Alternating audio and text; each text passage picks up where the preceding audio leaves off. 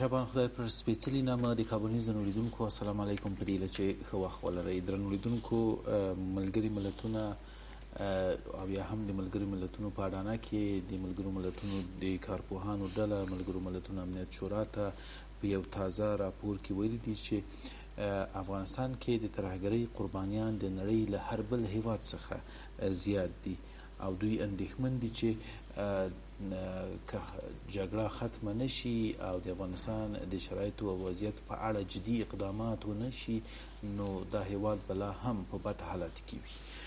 راپور کاږي چې په افغانستان کې د ترهګرۍ قربانیان چې د نړۍ له هر بل هیواد څخه زیات دي القاعده او نور نړیوالې ترهګرۍ ډلې چې طالبان یې ملاتړ کوي د هیواد لپاره اوږدمهالی ګواښ ده. همداراز په دې راپور کې داعش ډله هم د افغانستان لپاره ستر ګواښ بلل شوی ده او د دې ډلې پر وړاندې د ډیرو جدي اقداماتو غوښتنه کوي. که څه هم په دې راپور کې ویل شوي دي چې د افغان حکومت او د نړیوالو ځواکونو له لوري چې کله پر داعش باندې بریدونه شوي تر ډیره حده پورې داعش ځپل شوی، خو بیا هم داسې اندېښنه شته چې داعش به ډیر په قوي انداز باندې راوځي، بیا به راپورته شي او تر ډیره حده پورې به لوی سرخوږی جوړ کړي. دا او دې ته ورته نور مسایل چې د صلح اړوندو مسایلو پورې هم تړلی دی شي نو موږ به انشاءالله نن خبر او نظر کې پې بحث ولرو. له ما سره په بحث کې میلمه ده ښاغلی استاد عبدالناصر شفیق صاحب. په دې هیله چې تاسو مې هم ملتیا وکړئ. استاد محترم سرید مننه جبران صاحب. یوه مسله خو ډېره جالبه ده چې د نړۍ داسې سازمان داسې بنسټ چې په مختلفو برخو کې کار کوي یا مسؤلیت لري د افغانستان په اړه څرګندونې دې نه وي کړي، ولې اقدامات یې نهایتا ضعیف. ستاسو په نظر ولې علت یې څه ده؟ بسم الله الرحمن الرحیم. جبران صاحب تاسو ته د کابل نیوز تلویزیون درنو لیدونکو ته ستاسو تخنیکي همکارانو ته نیکې هیلې لرم. سلامونه وایم. السلام علیکم ورحمت الله وبرکاتو.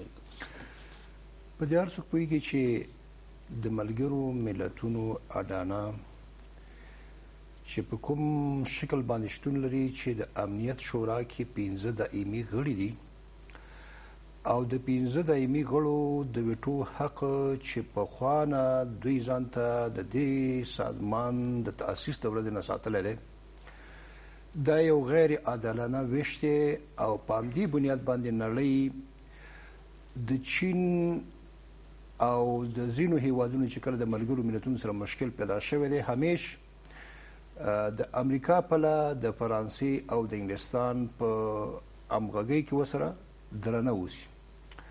له همدې وجې نه خو د چین عضویت څو کاله ځنډېدلی و. نو کله چې نړۍ د دوه قطبیتوب نه راوتې ده او امریکا د یوازیني زبرځواک په توګه باندې د ملګرو ملتونو د سازمان داسې د امنیت شورا غړی دی چې نور ورسره سیال نشته، ځکه په 20مه پېړۍ کې پخوانی شوروي اتحاد یو سیال و. هلته د ویټو د حق د کارولو هم یو توازن موجود و، که څه هم پخوا شوروي ډېر کارولو، خو اوس امریکا دومره کاروي چې اصلا د نورو کارېدل مطرح نه دي او بلکې د دې نورو کارېدل په دې نتیجه کې چې اصلا امریکا دومره ځان ته برلاسي حاصله کړې ده چې هغه ویټو هم یعنی بابې ځای. نو د همدې وجې نن د ملګرو ملتونو سازمان که په هر اصلي رکن کې دی او که فرعي رکن کې دی څوک چې ډېرې پیسې ورکوي د هماغې په ترجمانۍ خبره کوي. تاسو به دې پوهېږئ چې د 100 په شاوخوا کې 100% پیسې یعنې د ملګرو ملتونو لګښتونه د امریکا ورکوي. نو ښکاره خبره ده چې دلته به څوک چې ډوډۍ ورکوي هماغه اوامر ورکوي. نو دلته د ملګرو ملتونو ژبه هم د امریکا په خوښه چلیږي. دا درسته ده چې ځینې ځایونو کې سمبولیکه خبره د ملګرو ملتونو راوځي، خو تاسو وکته چې آیا د ملګرو ملتونو سازمان د تاریخ په اوږدو کې د نړۍ ډېرې مهمې ستونزې لکه د فلسطین مسله یا د کشمیر مسله او د هغې ترڅنګ ځینې داسې مسایل که څه هم امریکا د اروپایي هیوادونو او د اروپایي اتحادیې په ملتیا باندې یعنې یو څه حده پورې حل کړه چې د بوسنیا او سربیا دغه مسایلو، خو هغه هم لا حل ګڼل کېږي ځکه چې تر اوسه پورې هم هغسې چې د نورو هیوادونو د خپلواکۍ تصور دی د بوسنیا لپاره یا د هرزګوین لپاره نه دی حاصل. نو په دې خاطر باندې موږ ویلی شو د ملګرو ملتونو سازمان هماغه خبره کوي کوم چې امریکا یې غواړي. او اوس چې د امریکا منطق همدا دی چې د ملکی تلفاتو اندازه زیاته ده. ستاسو د ټرمپ وینا هم په اخرنۍ وینا کې واورېدله، وویل چې زه نه غواړم چې په زرګونو انسانانو وژنم او په هغې کې اکثر ملکی وګړي چې په خپله دا خبره کوي. نو همزمان دا خبره دا موږ ته په ګوته کوي چې د دواړو خبره ځکه یوه ده چې اوس د امریکا د اړتیا ده چې د وتلو اراده خو لري، البته سمبولیکه وتل، خو د هغې لپاره دلایل تراشل او را پیدا کول دا اړتیا احساسوي چې امریکا داسې ووځي چې څوک داسې تصور ونه کړي چې آیا دا د وسلوالو مخالفینو د مخالفت او د مقاومت په نتیجه کې وتې ده، بلکې امریکا دې نتیجې ته ورسېده چې اوس تلفات ملکي وګړي دي، نو زه باید وځم او اصلا ولې ملکي تلفات رامنځته شي په داسې حال کې چې د ډېرو موډرنو او ډېرې حساسې ټکنالوژۍ لرونکی هیواد چې هغه ډېر یو لس سانتي شی هم پیدا کولی شي، هغه نه څنګه انسان غلطیږي چې دا وسلوال مخالف دی یا جماعت دی یا عام ملکي وګړی دی. خو د دې معنا دا ده چې اصلا دوی اول نه چې دلته راغلي دي دوی د ملکي وګړو په رابطه باندې ځان شمن نه ګڼي. په هغه عامه اصطلاح په عامه خبر نو چې ځینې په عامو مجلسونو کې کېږي امریکا یعنې ملګري ملتونه یعنې امریکا همداسې ده. کوم ځای کې چې کله سمبولیک څه اړتیا اوسي او لچک پیدا کړي، ملګري ملتونه د امریکا نه په موازات کې بغیر داسې خبره وکړي، خو هغه بیا هم بیته لاره د دې ویسي چې د امریکا په ګټه بیا تمامه شي.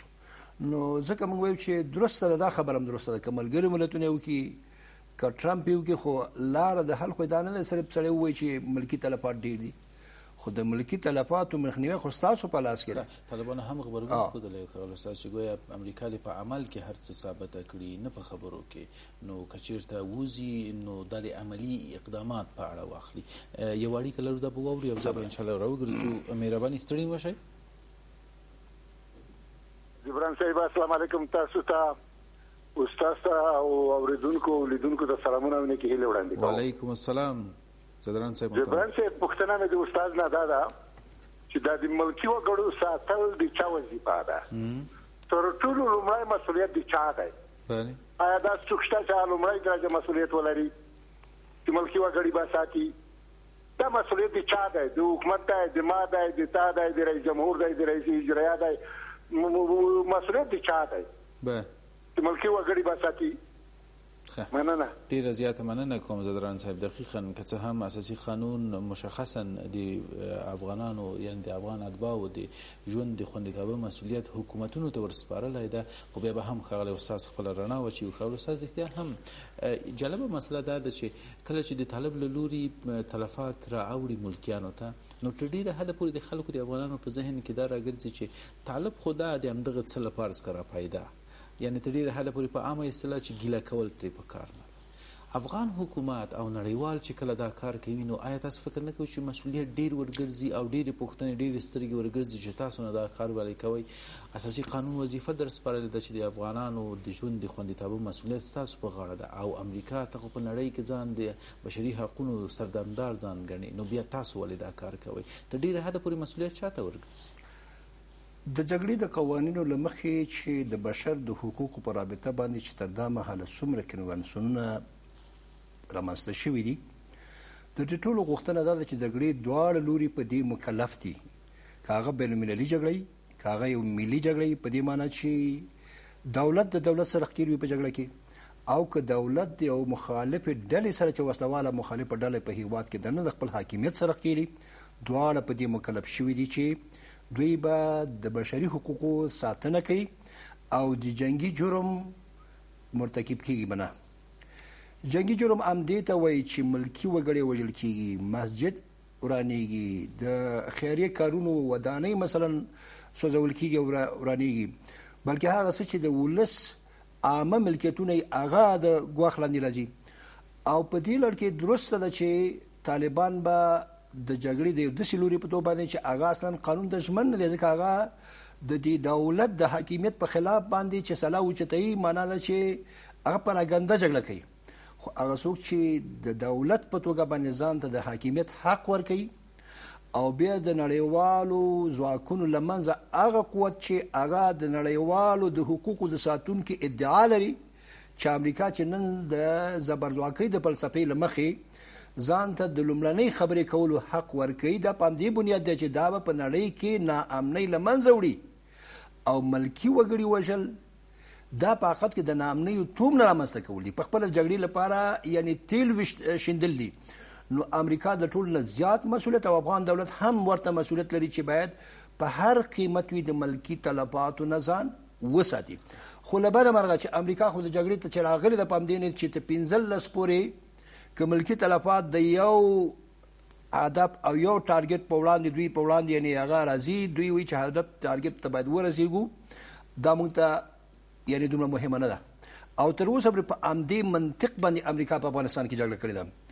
تاسو به د هغې مودې راهیسې چې د لومړنۍ پیښه چې د ملکي تلفاتو په پراخه پیمانه باندې په افغانستان کې راپېښه شوه هغه د ارزګان د دهراوت پیښه وه چې زما اوس هم یاد شي چې د اویاو په شاوخوا کې ملکي وګړي چې د واده په مراسمو کې راسره راغونډو او هغه بمبار شو او د هغې نه وروسته د لسګونه خبره نه ده اوس د سلګونه خبره ده چې بار بار ملکي تلفات رامنځته کېږي او هم زموږ افغان دولت او هم امریکا په دې بسنه کوي چې یو کمیسون به وټاکي د حقیقت یابۍ کمیسون یا د پلټنې کمیسون خو د هیڅ کمیسون نتیجه بېرته چې راغلې ده ولس سره شریکه شوې نه ده صرف د ولس د غولولو لپاره او د نړیوالو د غولولو لپاره داسې یو جریان روان دی. نو د بشري ضد جرمونو محاکم چې په نړۍ کې موجود دي هغوی دې ته تابع ونیوله. هغه قاضیه چې هغه د نړیوالې محکمې په اډانه کې وغوښتل چې باید بشري ضد جرمونه چې امریکا مرتکب شوي ده د هغې د بررسۍ لپاره باید د امریکا ته چې امریکا ویزه ورنکړه. امریکا نن د ټولو بشري حقوقو حتی د بین الملل د معاهدو او د حقوقو سره سرغړاوی کوي. څو ورځې مخکې د ایران ډیپلوماتیک هیئت ته د نیویارک ښار ته داخلېدلو ویزه نه ده ورکړې. نن نړۍ باید په دې فکر وکړي چې د ملګرو ملتونو د سازمان هغه منشور اصلا د عمل نه لوېدلی دی په دې باید فکر وشي. بیا هم یو اړیکه لرم عبدالسلام ورور موږ سره په لیکه کې ده. مهرباني ستړي مه شئ. السلام علیکم. بلې تاسو ستا قدرمن مېلمه ته سلامونه او نیکې هیلې خدای دې وکړي چې روغ او جوړ اوسئ او د ژوند ورځ مو ښه پیل کړې وي. راځم تاسو د موضوع په ارتباط چې مثلا حکومت یا امریکا یا نور زمونږ دغه نظامي چارواکي د دې مسؤلیت لري چې عام وګړي مثلا وژل کېږي او د دې بیا پوښتنه نه کېږي او هغه ارزیابي د دې نه کېږي چې دا ولې وژل کېږي. که دلته موږ او تاسې دغه د حکومت کارونو ته وګورو او نظر واچو په دې موږ او تاسې ټول پوهېږو موږ او تاسو ته نه امریکا کار کوي. که تاسو ته موږ او تاسو نه امریکا دومره پوښتنه وکړي چې تاسو موږ ته څه فایده راوړي موږ به هغې ته څه ویو چې موږ تاسو ته څه پیدا کړي. نو بنا دا د دې نه معلومیږي چې هغه دومره وزګاره نه ده چې زما او ستا ښه او بد پسې وګرځي زما او ستا د حکومت او نظام پسې وګرځي. هغوی صرف په دې تلاش کې دي چې په ټوله دنیا باندې په حاکم اوسي حکومتونه د هغوی د لاس لاندې اوسي د هغوی اقتصادي کارونه ښه اوسي او یو نظام وکړي د هغوی همدا دنیا ده. په دې دنیا هغوی نظام کول غواړي. که دا موږ او تاسې زموږ سیاسي رهبران دي مشران دي استادان دي که دوی دا نظر لري چې امریکا به موږ دپاره خدمت کوي او دا مسؤلیت لري هغه نه د مسؤلیت غم کې ده او نه وروره ستا قصه کې ده او نه زما قصه کې ده. او راځو ملکي خلکو ته چې زموږ نظام چې ده زموږ په لاس کې نه ده. مشکل موږ دا لرو د دې رهبري او کنټرول چې دی د بل چا د لاس نه کېږي. خبره دلته داسې ده چې زما او ستا یو عسکر وژل کېږي دا مهمه موږ دپاره نه ده چې زموږ ملکي وژل کېږي یا نظامي. دا پوستې چې خرڅېږي دې کې تا پوښتنه وکړه چې وروره دغه 20 ځوانان چې تا یوه پوسته خرڅه کړله او دغه مړه شول د دې وروره دا پیسې چې تا واخیستل دا دې ولې واخیستل. داسې یو سړی اوسه پورې په دې ټول دولت په دې 18 کال کې یو سړی ګیر نه شو چې پوستې خرڅه کړي او چا نیولې او په ورځ تر بلې په ساعتونو کې پوستې خرڅېږي او دغه غټ غټ خلک چې دغلته په کابل کې ناست دي وروره ارګ کې دي که ارګ نه بهر دي په وزارتونو کې دي دا هر یو خپله پوسته لري. که تاسو یې نه منئ موږ بیا درته وښیو تاسو راځئ د دې نورو ولایتونو جنوبي ولایتونو ته راشو یا شمالي ولایتونو ته چې یوه پوسته په یوه هفته باندې خرڅېږي په قومندان باندې 10 لکه 20 لکه 40 لکه روپۍ چې هلته مواد مخدر دي وروره واسکټونه په دې لارو راځي نور دا ترهګر په همدې لار راځي همدا خلک برابري او بیا زبې ته بیا چغې وهي تلویزیون کې ناستې چې وروره موږ داسې کار کوو داسې کار کوو داسې بېځایه خبرې دي زړه به پرې نه خوري نو او خبره دا ده چې موږ او تاسو ته عمل کول پکار دي چې موږ او تاسو خپل بچي ته ښه تربیه ورکړو خپل وروره د مسلمان ضرر نه ځان وساتو دغه مهمه خبره ده او که د دې خلکو په لاس دا نظام مننه کوم عبدالسلام روز تاسو نظر مو واخیست ان شاء الله استاد محترم به هم خپل تبصره پې ولري خو یوه لنډه دمه لرم بیا راګرځم ستاسو ملتیا غواړم